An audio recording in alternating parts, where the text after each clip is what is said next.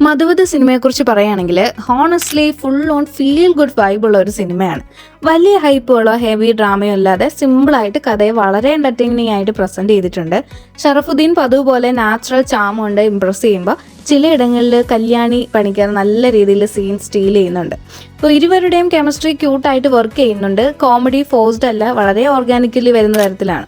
പിന്നെ അതിൽ ജഗദീഷ്, സായികുമാർ പോലുള്ളവരുടെ പ്രസൻസ് കൊണ്ട് സിനിമയെ മറ്റൊരു ലെവലിലേക്ക് എലവേറ്റ് ചെയ്യുന്നുണ്ട്. ഓരോ കഥാപാത്രത്തിനും ഓൺ സ്പേസ് ഉണ്ട്, അത് നമുക്ക് ഫീൽ ചെയ്യും.